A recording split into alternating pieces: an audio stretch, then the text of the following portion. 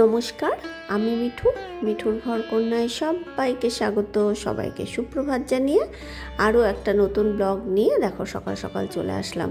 সকালবেলা উঠে গীতাটা পড়ে নিয়ে এবার ফুলগুলোকে তুলে নিচ্ছে। আর রাত্রিবেলায় সাজিটা এই ঘরে আনতে ভুলে গেছিলাম, তা দেখলাম বিস্কুট এনেছিলাম, একটা প্যাকেট ছিল, সেই প্যাকেটে ফুলগুলোকে তুলে নিলাম। আর আমি কিন্তু সব ফুল তুলিনি, এখনও গাছে অনেক ফুল আছে, তাও দেখো কতটা হয়ে গেছে। আর ফুল বেশি থাকলে না, তখন সময় থাকলে মালা গাঁথতে ভালো লাগে, ওই জন্য আজকে একটু বেশি করেই নিলাম, যদি মালা গাঁথতে পারি। আমি যখন ফুলটা তুলছিলাম তখন ওর বাবা এসে চাটা বসিয়ে দিল। আর লোডশেডিং ছিল, এই ঘরে তো আমাদের ইনভার্টার নেই, লোডশেডিং হলে আর কি তখন ফ্যান ট্যান আর চালানো যায় না। এরপর ওর বাবাই চাটা করছে। তোমাদের একটা জিনিস দেখায়, আজকে যখন জানলাটা আমি খুলছিলাম তখনই হঠাৎ চোখে পড়লো লাল লাল, মানে এত ভালো লাগছে জানো তো, যেগুলো পয়সা দিয়ে কিনে এনেছি সেই গাছে ফুল হয়নি। এটা আমাকে সামনের বাড়ির দাদা দিয়েছিলেন। গাছটাতে কিছুই দিইনি, ভার্মি কম্পোস্ট দিয়ে বসিয়েছিলাম আর একদিন খোল পচা জল দিয়েছিলাম, তাতেই সকালে দেখলাম ফুল এসছে। ফুল দেখে আমার খুব আনন্দ হলো, হঠাৎ করে দেখেছি তো ফুলটা। আর এই মানি প্ল্যান্টটা বারান্দাতে ছিল, বারান্দায় ওই গ্রিলে লতিয়ে উঠছিল, কিন্তু আমি শুনলাম যে মানি প্ল্যান্ট না সবসময় পূব দিকে নাকি রাখা ভালো, দক্ষিণ দিকে রাখতে নেই।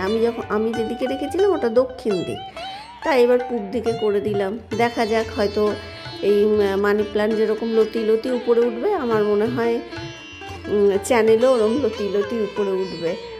3 বছর ধরে গড়াচ্ছে তো, তাই গড়িয়েই চলছে। তাই তোমাদের সাথে একটু মজা করলাম, যে এগুলো হয়তো কিছুই সঠিক নয়, দিক আবার হয়তো কোনো সময় কোনো ক্ষণে হয়তো মিলেও যায়।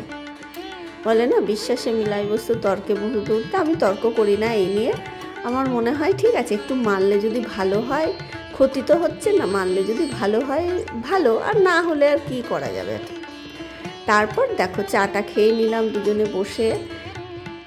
এরপর ওর বাবা খেয়ে অফিস চলে গেছে। আর মিলেটটা তোর বাবাই করেছিল, আর একটু বিট ভাজা করেছিলাম। এরপর দুটো ঘর ঝাড় দিয়ে আমি মুছে নিলাম।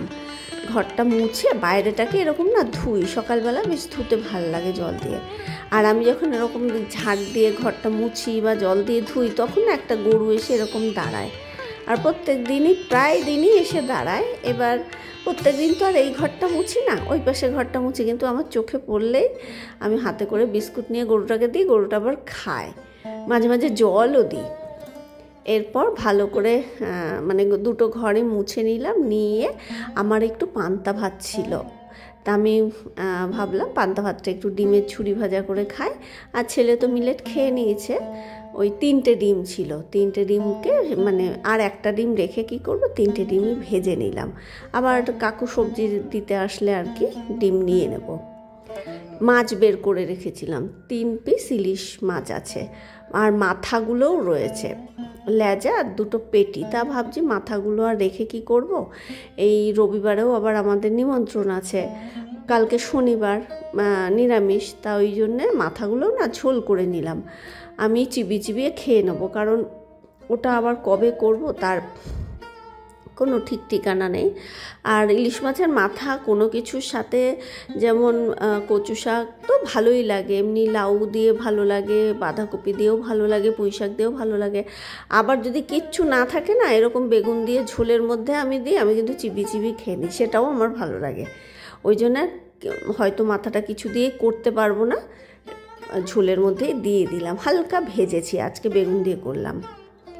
এরপর রান্নাঘরটাকে পরিষ্কার করব, সব ভেতরের যা জিনিসপত্র আছে সব বের করে নিয়ে এবার এটাকে মুছবো।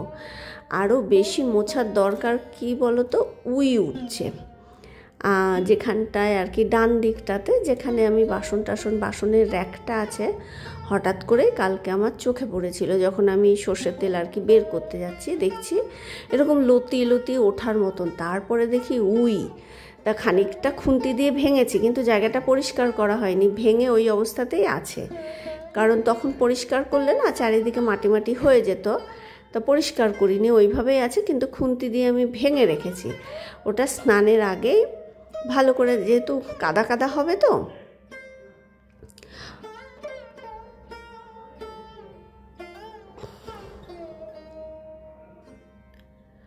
ওই জন্যে এই দিকটা আগে পরিষ্কার করে নিচ্ছি। বারবার জল পাল্টাই, আমি শ্যাম্পু দিয়ে করি, বারবার জল পাল্টে পরিষ্কার করে মুছে নিচ্ছি। তারপরে ওই যেখানে উইয়ের আর কি ঢিপি উঠছে ওই জায়গাটা পরিষ্কার করব, কারণ ওই জলটা না পুরো কাদা কাদা হবে, মানে কাদাগোলা হবে জলটা।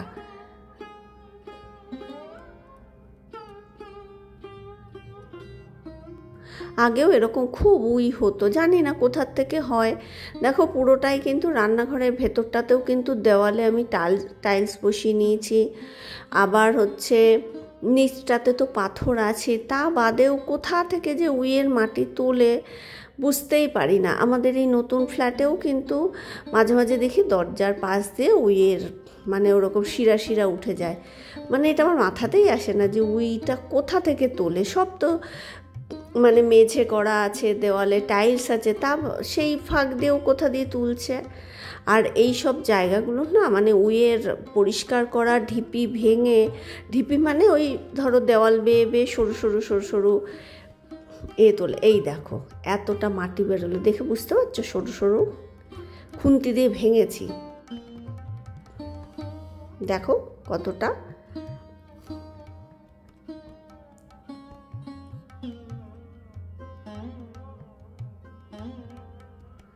আর এই জায়গাটা পরিষ্কার করতে খুব অসুবিধা হয়, বিশেষ করে এখন যেখানে করছি এখানটা তো আমি বেশিরভাগ তেল রাখি।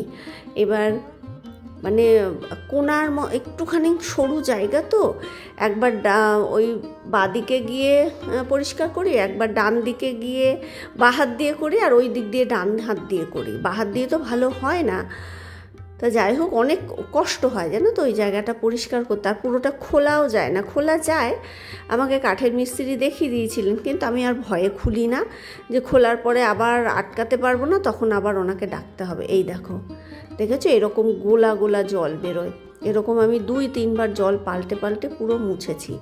মানে ঢিপিটা তো ভেঙেছি, সব যেগুলো তোমার মানে শুকনো সেগুলো তো হাত দিয়ে তুলেছি, তা বাদেও তো নিচে অনেক গুঁড়ো গাড়া মাটি, নিচেও অনেকটা বাসা বেঁধেছিল উই, সেগুলোকে ডোলে ওরকম 2-3 বার আমি জল ফেলেছি, কাদাগুলা। এগুলো করতে অনেক সময় লাগে, মানে হঠাৎ করেই কালকে আমার চোখে পড়েছিল। এর আগেও হয়েছে, কিন্তু এত তাড়াতাড়ি যে ওরকম উই অতটা বাসা বাঁধবে আমি বুঝতে পারিনি। তা যাই হোক মানে ভালো করে পরিষ্কার করলাম, পরিষ্কার করে ঘরটাকে মুছে নিচ্ছি। ওই যখন উইয়ের ওইগুলো টানছিলাম না, শুকনো মাটির গুঁড়ো গাড়া রান্নাঘরেও অনেকটা মানে ছড়িয়ে ছিটিয়ে পড়েছে, ওই জন্যে এই আবার জল পাল্টে এটাকে কেরোসিন তেল দিয়ে পরিষ্কার করলাম। আর ভেতরটা আমি শ্যাম্পু দিয়ে পরিষ্কার করি। এরপর দেখো অনেকটা সময় লেগেছিল রান্নাঘর পরিষ্কার করতে, তার উপর আবার ঠাকুরের যেহেতু অনেকটা ফুল তুলেছিলাম, মালাও গাঁথলাম। দেখো কত ফুল হয়েছে আজকে, একটু বেশি ফুল হলে না মালা গাঁথতে ভাল লাগে। আর আজকে রান্না বেশি করিনি, ইলিশ মাছের ঝোলটাই করেছি, আর ভাতের মধ্যে কুমড়ো সেদ্ধ দিয়েছি, আর কিচ্ছু করিনি। এরপর দুপুরবেলায় রেস্ট নিয়ে সন্ধ্যাবেলায় সন্ধ্যাবাতি দিয়ে একটু ইচ্ছা হলো ধোসা খাওয়ার। আমার ছেলে ধোসা ভালো খায়, আমরা 3জনেই ধোসা খুব ভালো খাই। তো ওর বাবাকে বললো চলো। এবার আমি ছবিটা তুললাম কেন বলো তো, মজার বিষয় হচ্ছে এখন আমাদের 3জনের আর স্কুটিতে জায়গা হয় না। মানে ছেলে বড় হয়ে গেছে, আমি মোটা হয়ে গেছি, ওর বাবার আর জায়গা হয় না। ওর বাবা সে কোথায় এগিয়ে যায়, তা ওই স্কুটিতে উঠলেই না আমরা 3জন, আমার ভীষণ হাসি পায়। ওর বাবা বলে স্কুটিটা কান্নাকাটি করছে, আর হয় না, সত্যি আর হয় না। তবুও 3জনের একসাথে একটা মজা আছে।